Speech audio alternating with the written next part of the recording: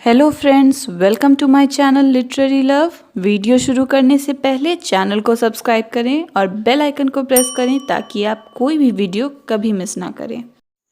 Friends, आज की video में हम बात करेंगे जॉन मिल्टन की famous sonnet how soon had time के बारे में। ये सोनेट 1632 में लिखी गई थी, मगर इसे पब्लिश 1645 में किया गया था। इसकी राइमिंग स्कीम है ABBA ABBA CDE CDE। इस पोएम में पोएट की उदासी और दुख दिखाई देती है कि किस तरह वो अपनी ज़िंदगी में कोई बहुत बड़ा काम नहीं कर सका, मगर पोएम के एंड में वो रिलीजन की तरफ मुड़ जाता है कि वो वही अचीव करेगा, वही काम कर पाएगा जो गॉड चाहते हैं, ना कुछ कम और ना ही कुछ ज़्यादा। फ्रेंड्स, जॉन मिल्टन एक इंग्लिश पोएट और इंटेलेक्चुअल थे। उनकी बर्थ 9 दिसंबर 1608 में हुई थी और उनकी डेथ 8 नवंबर 1674 में हुई थी।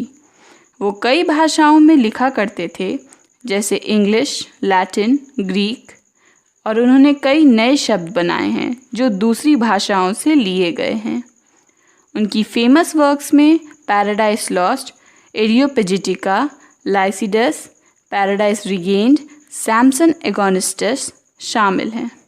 तो चलिए फ्रेंड्स, अब पोएम पर आते हैं और इसे लाइन बाय लाइन रीड कर समझने की कोशिश करते हैं।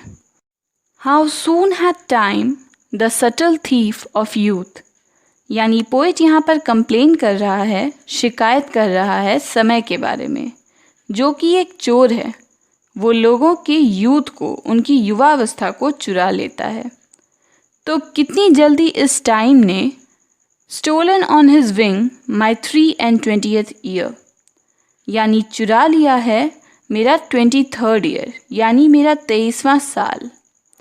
पोएट 23 ईयर्स के हो गए हैं और उन्हें लग रहा है कि टाइम ने या समय ने उनके यूथ को चुरा लिया है।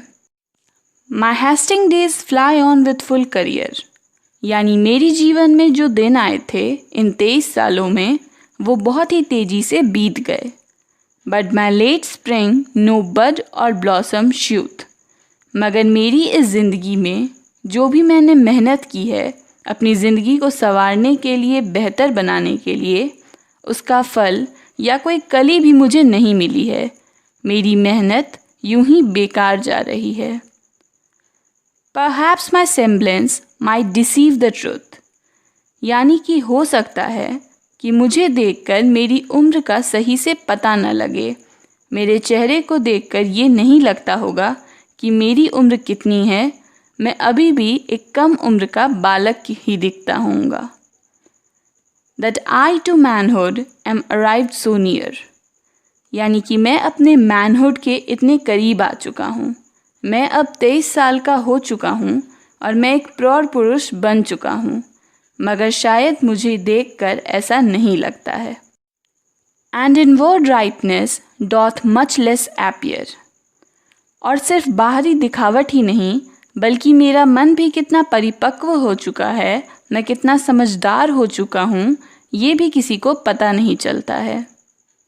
That some more timely happy spirits endueth, और भले ही मुझ में काबिलियत है, मैं समझदार हूँ, मगर मैं वैसा दिखाई नहीं देता हूँ उनके मुकाबले जिन्होंने इतने कम समय में इतना नाम कमाया है।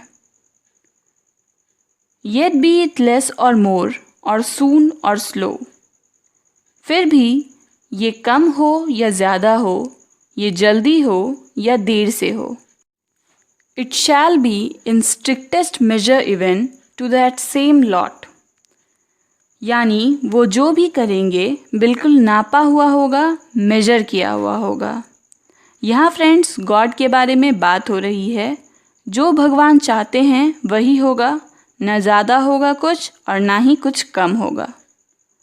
हाउएवर मीन और हाई, चाहे वो कितना ही बुरा हो या साधारण हो, या वो कितना ही बुलंद हो, उन्नत हो, अच्छा हो। Toward which time leads me and the will of heaven, यानी वहाँ मुझे ये दो चीज़ें ले जाएंगी, पहला समय और दूसरा भगवान की इच्छा। जब तक ये दोनों ना हो तब तक कोई भी काम नहीं हो सकता है।